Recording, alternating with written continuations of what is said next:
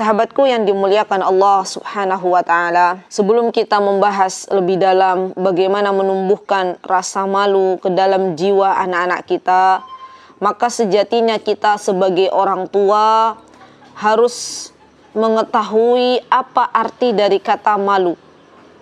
Karena subhanallah, kalau orang tua saja tidak mengetahui apa definisi malu, hakikat malu yang sebenarnya, bagaimana dia akan menerangkan kepada anak-anaknya? Maka sejatinya kita semuanya orang tua itu adalah guru bagi anak-anak kita. Dan subhanallah, anak-anak kita adalah makhluk yang Allah Subhanahu wa ta'ala ciptakan untuk meniru kedua orang tuanya. Subhanallah. Maka dari itu kita belajar terlebih dahulu sesungguhnya malu itu adalah seperti apa. Dan subhanallah teman-teman, ternyata di dalam kehidupan kita, subhanallah di dalam Islam, itu tidak ada yang tidak dijelaskan walaupun dalam urusan yang sangat-sangat remeh. Ya. Semuanya dijelaskan, subhanallah. Terlebih-lebih Islam menjelaskan tentang urusan malu. Karena kita tahu agama yang sempurna di dalam kehidupan kita ya, adalah agama Islam. Dan kita tahu bahwasanya Allah Subhanahu wa ta'ala telah menggambarkan bahwasanya kehidupan yang kita jalani selama ini hendaklah tertuju ke dalam Al-Quran dan As-Sunnah. Malu kalau kita tahu teman-teman, sebagaimana Imam Ibnul Qayyim rahimahullah pernah mengatakan, kata beliau bahwasanya malu itu berasal dari kata haya. Artinya adalah hidup. Nah, ketika seseorang memiliki rasa malu, maka ini menunjukkan hatinya hidup. Karena hati, kata Imam Ibnul Qayyim, ini terbagi menjadi 3. Ada yang hidup, ada yang sakit, dan ada yang mati. Subhanallah. Maka kalau ada orang dia masih memiliki rasa malu, maka dia hatinya hidup. Dan subhanallah teman-teman, ternyata Rasulullah Shallallahu Alaihi Wasallam banyak sekali menegaskan keutamaan ketika seorang muslimah memiliki rasa malu. Terlebih-lebih ketika kita malu kepada Allah Azza wa Jal. Kita menyadari bahwasanya ada malaikat yang diutus oleh Allah Azza wa Jalla untuk mencatat semua amal kita. Dan kita katakan ini kepada anak-anak kita, nak, ya, termasuk dari perkara yang seharusnya kita katakan kepada anak-anak kita, nak, malulah kepada Allah. Malulah ketika engkau berbuat maksiat sedangkan ada malaikat yang diutus oleh Allah Azza wa Jalla untuk mencatat semua amal kita, baik yang besar maupun yang kecil. Malulah kepada Allah Azza wa Jalla yang selama ini telah memberikan banyak nikmat kepada kita. Dan kita ternyata bermaksiat kepada Allah Azza wa Jalla. Dan subhanallah teman-teman, sifat malu ini adalah sifat yang sudah banyak ditinggalkan oleh hamba-hamba Allah di zaman sekarang. Padahal sifat malu ini adalah akhlak yang terpuji, subhanallah. Maka dari itu Rasulullah SAW ya, beliau mengatakan di dalam banyak hadis, di antaranya kata Rasulullah SAW, al-haya'u la ya'ti illa bi khair. Kata beliau, malu itu tidak mendatangkan sesuatu melainkan kebaikan, subhanallah. Dan Rasulullah menegaskan al-haya'u khairu kulluh. Malu itu kebaikan, seluruhnya kebaikan. Subhanallah. Makanya yang lebih penting lagi nih teman-teman, kita melihat betapa Rasulullah SAW sangat-sangat memperhatikan rasa malu ini ketika Rasulullah SAW mengatakan ya, bahwasanya malu ini adalah cabang dari keimanan. Rasulullah mengatakan al-imanu bid'un wa sab'un au bid'un wa sittuna syu'bah. Lihat, seseorang yang dia beriman, ada iman di dalam hatinya, maka kata Rasulullah SAW, iman itu memiliki lebih dari 70 atau 60 cabang. Fa'afdaluha qawlu la ilaha illallah wa adnaha imatatul adza 'anit thariq wal haya'u syu'batun minal iman. Di sini syahidnya. Dan malu adalah salah satu cabang dari iman. Subhanallah. Bahkan ya, kita katakan kepada anak-anak kita, nak, ketahuilah nak, sesungguhnya Allah Azza wa Jalla itu memiliki salah satu nama ya, dari nama yang telah masyhur, yaitu Allah Subhanahu wa taala memiliki nama Al-Hayy. Al-Hayyu atau Al-Hayy itu artinya adalah yang maha pemalu. Kita ngobrol dengan anak-anak kita untuk menumbuhkan rasa malu ke dalam jiwa anak-anak kita. Kita bisa memperkenalkan nama-nama Allah Azza wa Jalla. Dan di antara nama-nama Allah adalah Al-Hayy, yaitu Allah yang maha pemalu ya. Rasulullah SAW ketika itu pernah melihat seorang laki-laki yang tengah mandi di ruang terbuka. Jadi bukan di dalam kamar mandi, tapi di ruang terbuka, tanpa mengenakan kain penutup. Jadi mohon maaf, telanjang. Kemudian beliau sallallahu alaihi wasallam naik ke atas mimbar dan beliau bertahmid dan memuji Allah. Kemudian beliau mengatakan, innallaha azza wa jalla hayyun sittirun yuhibbul haya'a was sitr fa idza ightasala ahadukum falyastatir.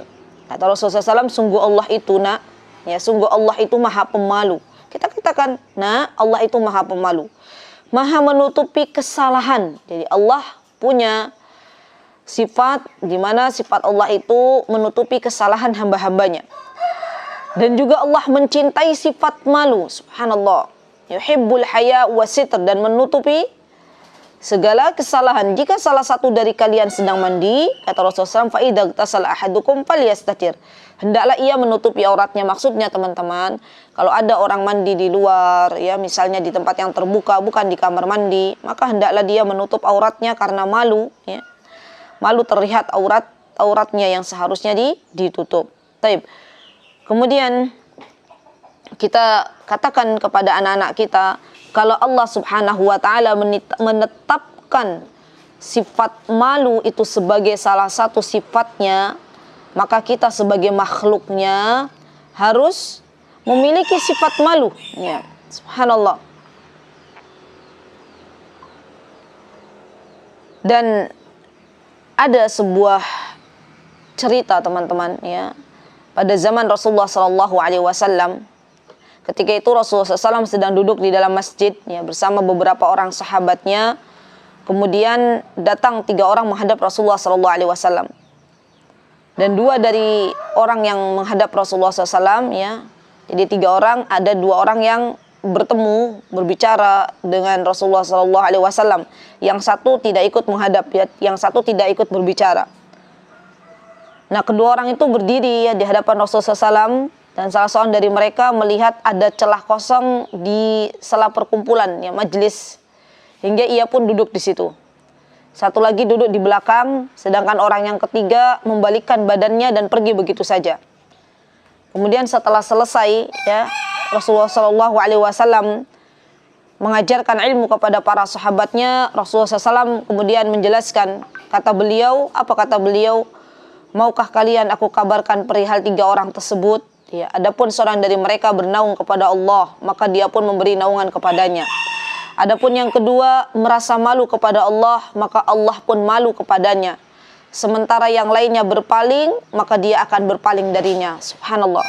Jadi maksudnya teman-teman, kalau kita merasa malu kepada Allah Azza wa Jalla, maka Allah pun akan merasa malu kepada hambanya. Subhanallah.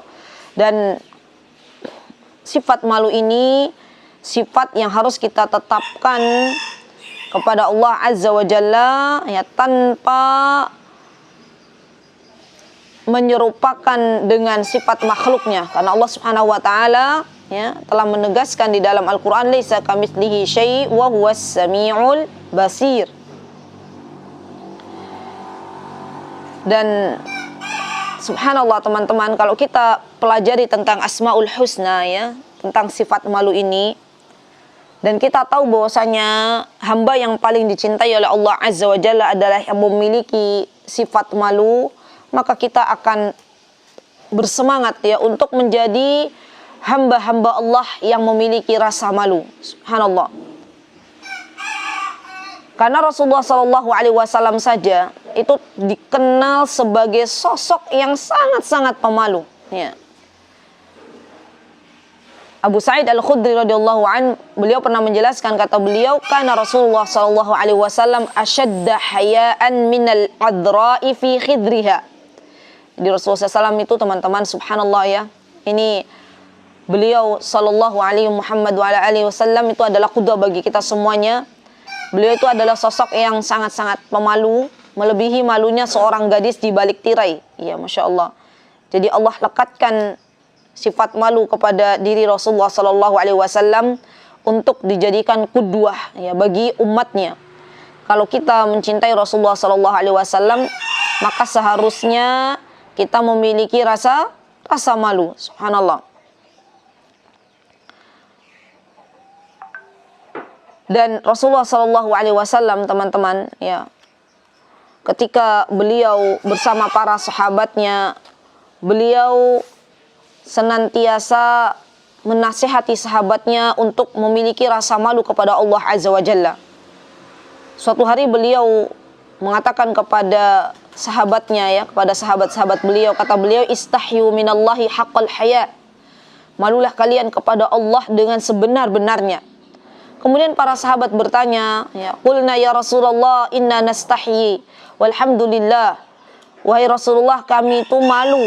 Alhamdulillah, kami puji hanya bagi Allah. Jadi kalau ada melekat rasa malu, hendaklah kita memuji kepada Allah. Ya, karena malu itu adalah sifat yang Allah berikan kepada orang-orang yang Allah cintai. Kemudian kata Rasulullah sallallahu alaihi wasallam, ya, malu kepada Allah Azza wa Jalla, yang dimaksud dengan malu kepada Allah Azza wa Jalla itu adalah an tahfadhur ra'sa wa ma wa'a. Tolong dicatat baik-baik, ajarkan kepada anak-anak kita. Yang dimaksud malu kepada Allah adalah ketika kita menjaga apa-apa yang ada di kepala kita, apa-apa yang ada di perut kita yang berhubungan dengannya. Wal batna wa ma hawa wa tadhkural mauta wal bala, kata Rasulullah SAW. Dan kita itu ketika mengatakan malu kepada Allah Azza wa Jalla, maka kita hendaklah mengingat kematian dan kesudahan di alam kubur. Wa man aradal akhirah tarka zinatad dunya wa man fa'ala dzalika faqad istahya minallahi haqqal haya. Kata Rasulullah SAW, siapa yang menginginkan akhirat, maka dia harus meninggalkan perhiasan-perhiasan dunianya, tidak menjadikan dunianya sebagai tujuan utamanya. Dan siapa yang melakukan hal tersebut, berarti ia telah malu kepada Allah dengan sebenar-benar malu. Subhanallah ya, ini yang paling penting ini teman-teman. Jadi malu itu ada dua ya. Malu kepada Allah Azza wa Jalla dan malu ya kepada manusia. Karena semuanya ya itu akan mengantarkan seseorang kepada kebaikan. Bukan hanya itu, ternyata ketika seseorang memiliki rasa malu, maka sifat malu tersebut bisa mengantarkan seseorang ke dalam surganya. Jadi kita boleh nih nanti berbicara kepada anak kita, nak, malulah kepada Allah, nak, malulah kepada manusia, ya. Karena ketika engkau memiliki rasa malu, sesungguhnya Allah Azza wa Jalla akan mengantarkanmu ke surga. Dan rasa malu itu, subhanallah teman-teman, itu adalah pemberian dari Allah Azza wa Jalla. Kalau Allah Subhanahu wa ta'ala sudah mencabut rasa malu dalam diri hambanya, maka hilanglah yang lainnya. Sudah tidak ada lagi akhlak yang terpuji. Dia mau berdua-duaan dengan lawan jenis, seorang perempuan, ya, pacaran, bonceng-boncengan, sudah nggak malu. Mau dia tidak memakai jilbab, ya, tidak mengindahkan apa-apa yang dilarang oleh Islam, ya sudah tidak ada rasa malu. Subhanallah. Maka rasa malu ini teman-teman seharusnya kita tanamkan baik-baik ya, dan kita jadikan dalam diri kita masing-masing sebagai orang tua untuk tetap memiliki rasa malu. Ya. Karena kalau rasa malu ini masih terus ada dalam diri kita sebagai orang tua, maka artinya anak-anak kita kelak akan meniru apa yang dilakukan oleh orang tuanya. Subhanallah.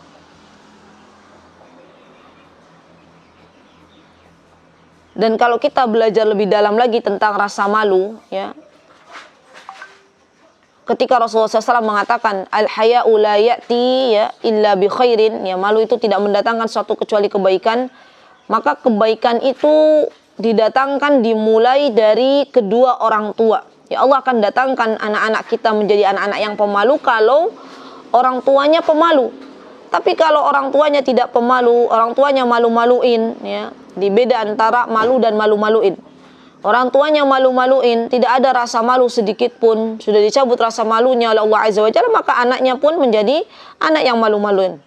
Jadi berbeda antara malu-malu dan pemalu. Baik teman-teman, termasuk di dalamnya, ya, ketika teman-teman memiliki, apalagi memiliki anak-anak perempuan, ya, terutama di zaman sekarang, itu hendaklah banyak-banyak memberikan nasihat tentang rasa malu ini, terutama untuk menutup hijabnya, ya, karena zaman sekarang banyak sekali anak-anak perempuan khususnya yang dia sudah tidak lagi malu-malu keluar rumah, ya, membuka auratnya, keluar rumah dengan pacarnya, keluar rumah untuk bermaksiat kepada Allah. Semuanya ada pada zaman kita sekarang. Subhanallah. Kalau seorang wanita teman-teman, ya, dia malu, ada sifat malu dalam dirinya, keluar dari rumah masing-masing menggunakan hijabnya terutama, maka subhanallah, laki-laki yang memandangnya pun akan malu kalau dia mengganggunya. Saya jadi teringat teman-teman kondisi di mana ketika kami, alhamdulillah wa syukrulillah, ketika kami masih belajar studi di Timur Tengah itu, saya itu melihat wanita-wanita di sana, ya subhanallah, mereka itu memiliki rasa malu yang sangat-sangat besar, ya, rasa malu yang sangat besar. Saya ingat ketika kami misalnya, ya, sedang dalam perjalanan mau ke tempat belajar, kemudian di depan kita itu ada laki-laki, maka kita para wanita itu tidak langsung menerjang, ya, tidak, bahasanya, kita jalan tuh misalnya di depan kita tuh ada laki-laki, segerombolan laki-laki misalnya pulang dari maktabah, dari perpustakaan, maka biasanya kita itu minggir dulu, kita tidak menghadap mereka, ya, dan itu subhanallah menjadi sebuah hal yang biasa bagi kita, ya, karena kita malu kalau kita harus berpapasan, kalau kita harus pandang-pandangan, itu kita malu, ya. Dan diantaranya lagi kebiasaan mereka, ya, yang masih saya ingat betul itu, misalnya ketika keluar rumah, terutama bagi para wanita, ya, dan bagi anak-anak yang sudah balik tentunya, mereka itu ketika keluar rumah mereka menjaga diri mereka dengan menutup hijab, ya, dengan memakai pakaian syar'i. Subhanallah teman-teman, sampai ketika mereka akhirnya misalnya mau ke sebuah universitas, ke sekolah, ya, misalnya dengan menaiki mobil misalnya, nah mereka itu kan punya rasa malu, mereka tidak akan mereka duduk di sebuah tempat, ya, di mobil tersebut kalau di situ misalnya di baris itu ada laki-laki. Mereka lebih memilih untuk berdiri. Dan subhanallah, ketika mereka merasa malu, ya, untuk tidak duduk berdekat-dekatan dengan laki-laki, Allah gerakkan hati laki-laki yang kami tahu, ya, di sana itu, sebelum wanita itu lama berdiri, laki-laki itu langsung berdiri otomatis itu. Sebelum wanita itu mengatakan, ya akhi, tolong berdiri, berikan saya tempat duduk, berikan ana tempat duduk. Sebelum mengatakan itu, Allah gerakkan hati laki-laki tersebut untuk bangun dan mempersilahkan wanita yang memiliki rasa malu yang sangat besar ini untuk duduk. Ya. Dan itu otomatis. Ya. Jadi tidak ada tuh di mobil pengumuman gitu ya. Karena ada wanita yang mau masuk, tolong yang laki-laki berdiri, tidak ada. Hampir semua yang kami lihat itu seperti itu. Ya. Bahkan saking rasa malunya mereka begitu besar, teman-teman. Maka yang kami temui di sana itu, mereka itu malu kalau harus pergi ke pasar. Ya. Karena yang di pasar itu, kalau di sana itu para laki-laki. Karena mereka paham laki-laki di sana itu yang wajib mencari nafkah, yang menjadi tulang punggung bagi keluarganya itu laki-laki. Jadi di pasar itu hampir yang berjualan semuanya laki-laki. Ini akhlak Islam itu harusnya seperti ini. Maka yang pergi ke pasar pun ya itu laki-laki. Kalau ada wanita pergi ke pasar di sana itu, teman-teman, itu menjadi sorotan publik ya, menjadi apa? Semuanya ngeliatin gitu loh. Dan kita juga merasa malu, risih ya. Kalau misalnya kita harus pergi ke pasar ikut beli belanja bulanan, nggak ada di sana. Wanita itu kita kalau mau misalnya kita harus belanja bulanan, kita paling cuma nulis ya, tulis kebutuhannya apa, laki-laki yang berangkat ya. Subhanallah. Itu semuanya saya temui real ya di zaman sekarang. Bukan di zaman tabi'in, bukan di zaman Rasulullah SAW, bukan, tapi di zaman sekarang. Mereka itu memiliki rasa malu yang begitu tinggi. Sehingga ketika mereka memiliki rasa malu yang begitu tinggi, Allah Subhanahu wa ta'ala gerakkan para laki-laki untuk tidak mengganggunya. Masya Allah. Maka mulai terlebih dahulu dari dalam diri kita masing-masing sebagai wanita untuk memiliki rasa malu. Dan ajarkan ini kepada anak-anak kita. Nah, engkau keluar menggunakan hijab, engkau tidak melanggar perintah Allah Azza wa Jalla, itu semuanya karena kita malu kepada Allah. Karena kita malu, kita punya sifat malu. Kita harus ada rasa malu. Ya. Nah, teman-teman yang dimuliakan oleh Allah Azza wa Jalla, ketika kita sudah menjelaskan itu semuanya kepada anak-anak kita, ya, kemudian kita pun menjelaskan ya, bahwasanya ada malu itu ada dua macam. Ya. Ada malu yang terpuji. Malu yang terpuji itu adalah malu yang didasarkan karena Allah Azza wa Jalla, ya. Dan malu yang disebutkan oleh Rasulullah SAW bahwasanya malu itu adalah cabang dari keimanan, itu malu yang terpuji, ya.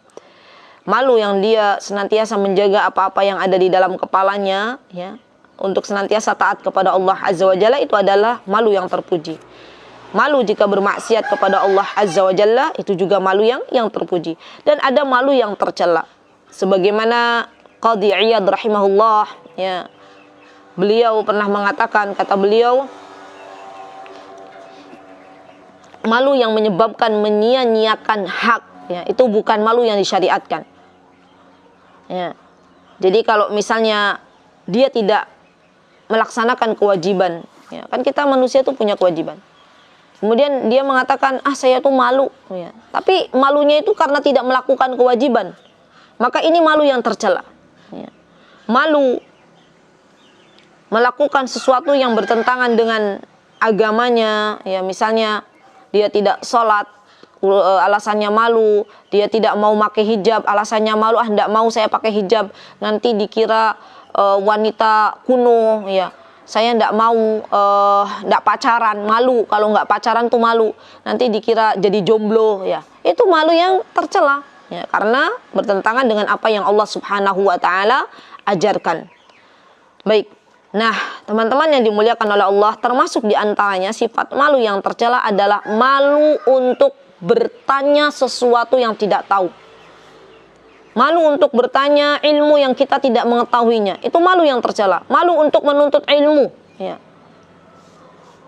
Malu untuk belajar kepada orang yang lebih muda, padahal dia lebih menguasai ilmu. Itu juga termasuk malu yang tercela.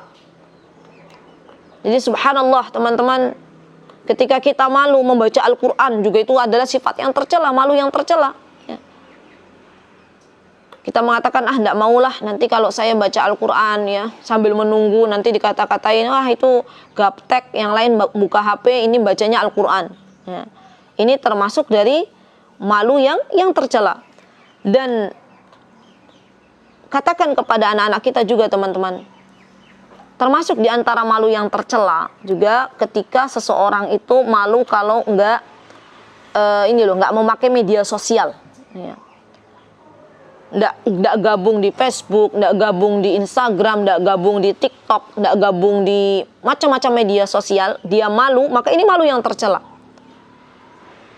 Maka penting bagi kita semuanya mengajarkan itu kepada anak-anak kita, karena zaman sekarang itu subhanallah, zamannya banyak fitnah di depan kita semuanya. Maka perlu sebagai seorang ibu untuk senantiasa membimbing anak-anaknya agar anak-anak kita itu menjadi anak-anak yang Allah Subhanahu wa taala ridhoi, agar Allah Subhanahu wa taala memberikan rasa malu kepada anak-anak kita sebagai perhiasan di dunianya. Subhanallah.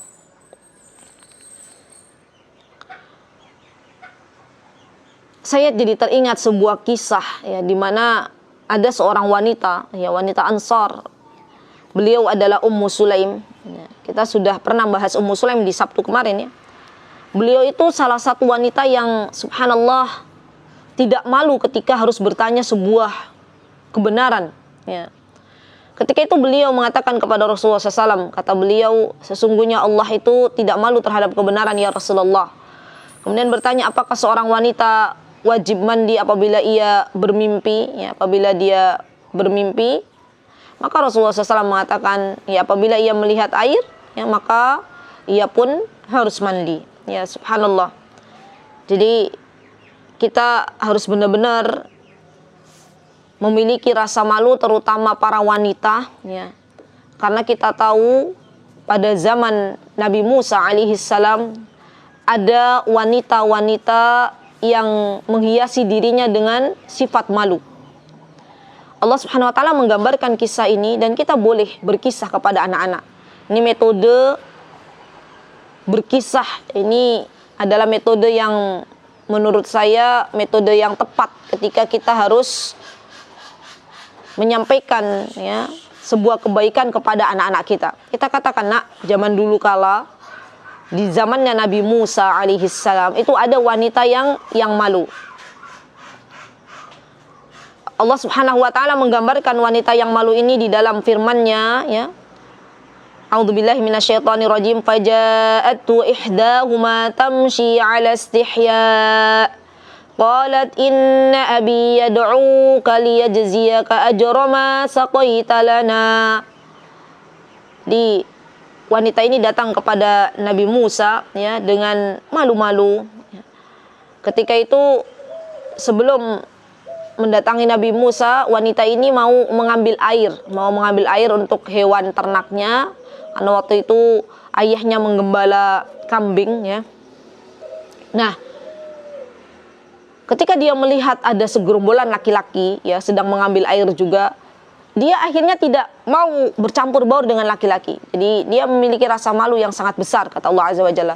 Dia lebih memilih untuk menunggu sampai laki-laki tersebut akhirnya pergi ya.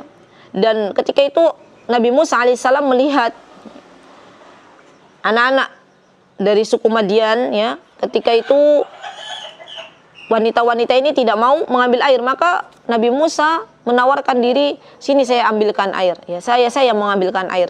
Nabi Musa ambilkan air ya, dan perempuan itu akhirnya kembali kepada ayahnya, mengatakan kepada ayahnya, wahai ayahanda, ada seorang laki-laki yang mengambilkan air. Waktu itu dia ceritakan kisahnya, waktu itu ada banyak laki-laki bergerumbul di sana mengambil air untuk ternaknya. Kita kemudian malu untuk datang ke mereka, bercampur baur. Dan ada laki-laki yang mau mengambilkan air. Kata ayahnya, mana laki-laki tersebut? Ya, panggil laki-laki tersebut. Ya, kemudian mereka pun akhirnya malu-malu mendekati Nabi Musa dan mengatakan bahwasanya ayahandanya memanggilnya.